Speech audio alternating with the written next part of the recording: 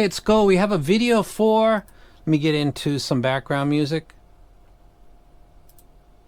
And then drop it. And here we go. We have a video. Go ahead and give the video a thumbs up and comment below the video to qualify to get what is the second Daybreak that I have. I just got this. It's got a slight defect on the top left. This is maybe from me when I was unpackaging, or I'm not really sure. But it's a small blemish. I haven't even actually opened the box yet, so it is a brand new in box. If you haven't gotten one, I think most of the hobby has gotten a Daybreak. But if you haven't got one, go ahead and comment below. I'll be sending this out with the other one and a couple other winners. The three sets that we got here are the DX1, the Daybreak, and the Lush. And all three of these are great sets in their own way. And they're certainly worth the price. The Lush is $179, the Daybreak is $169, the DX1 is $159. So within $20, really, all of these sets exist. And they're all excellent. Let's start with the low end. 808 drops. We're listening to Kendrick Lamar right now. The Daybreak is in its own kind of sphere when it's compared to these other two sets. The way that it does 808 drops, Backseat Freestyle from the album that I'm playing right now, Good Kid, Mad City, it's a subwoofer.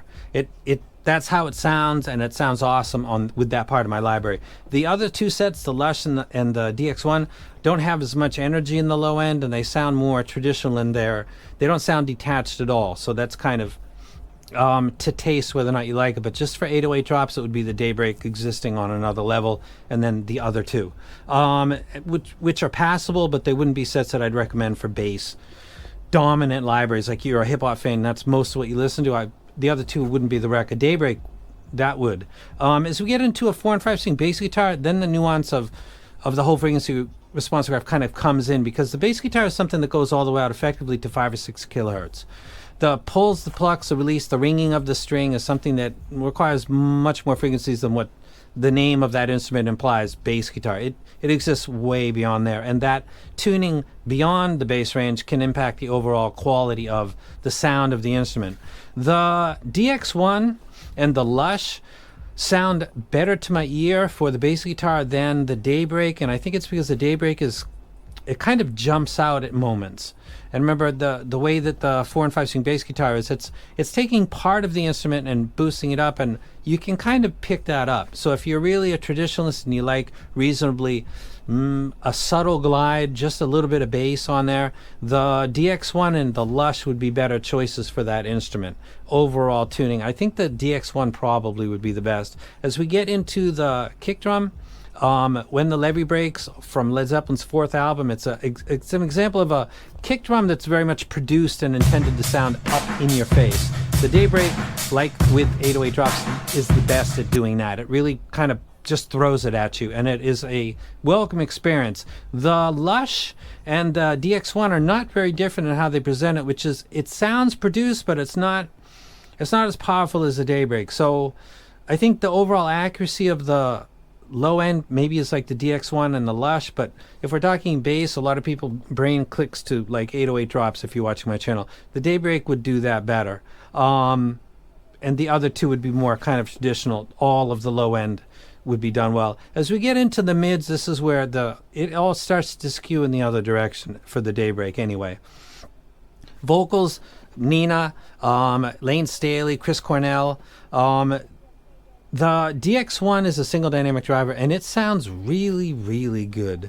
I don't know what happened during the release of this set. I had it before it was really available to be sold. I wasn't told don't put out the video.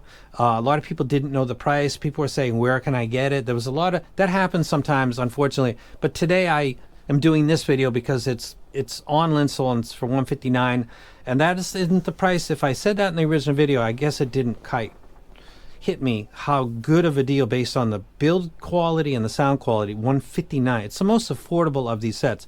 For vocals, all three of these sets are good. These are lined up at 500 hertz, and you can see that the Daybreak is kind of cruising out, but it's basically my target.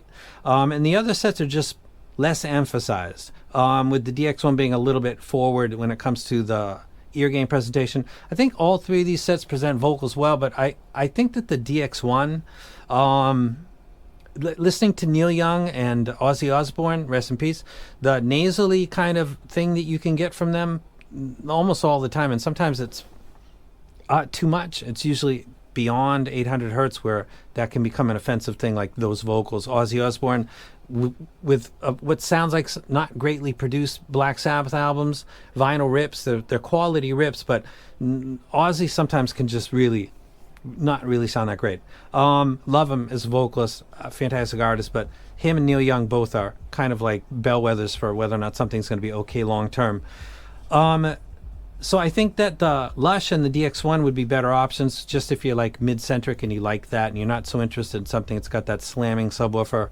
And then we get into the final part, which is harmonics and overtones, the rides and crash cymbals, the stick striking them.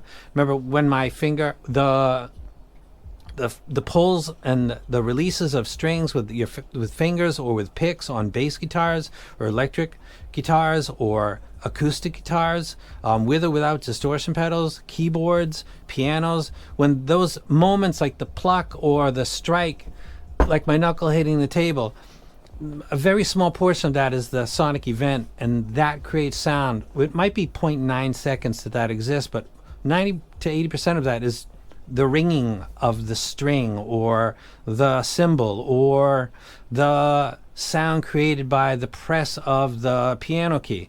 Overtones are a great portion of the scale, but because it's compressed, it sometimes is looked over. It's hard for people to pin down where they're constantly stimulated because graphs and variations and how variable the upper mid treble seems to be on lots of different measurement devices.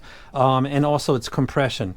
The overtones combined with the mids and in the low frequency, I would say that the Ziigaat Lush, which I didn't do a very great video for, and I did this video today because of the DX1, when I consider how well tuned the Lush is in that area, and then consider how it's really almost imperceptible, the difference between it and the DX1, and it's passable in the low end, the overall best deal amongst these three would be the Lush. Now, I haven't looked at the reviews because Ziigaat released like a bunch of stuff, so I'm not keeping up because I didn't do that before, and I have a kid now, so my schedule's way up in the air. It rained the other day, so I did a video on a Sunday. My last video, first on a Sunday.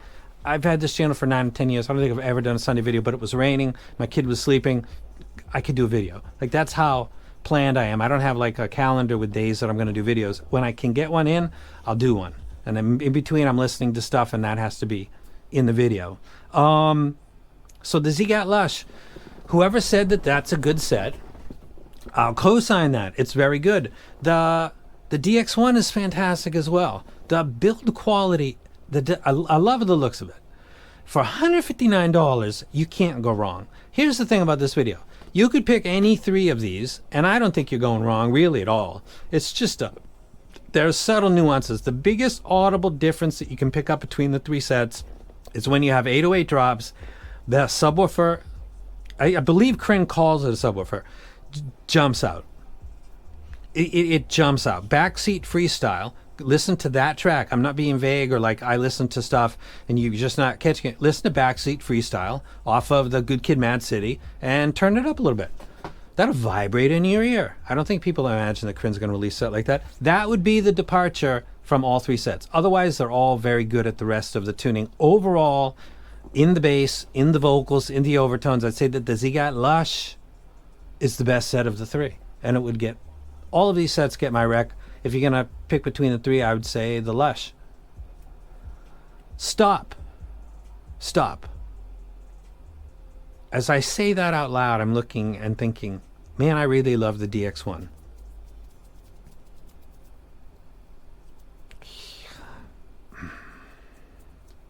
Okay, I'm still gonna say Lush. I picked the DX1, and this is my channel. Why am I doing a review and wrecking other stuff? DX1, but be aware of this one caveat with the DX1. It's the worst when it comes to the overtone expression.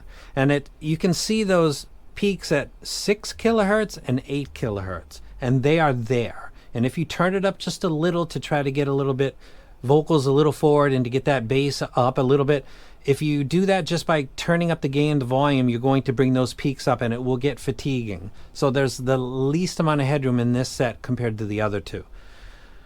But if you just listen at 77 dB, which is what I line everything up at that volume, it's a really good set. So they're all good.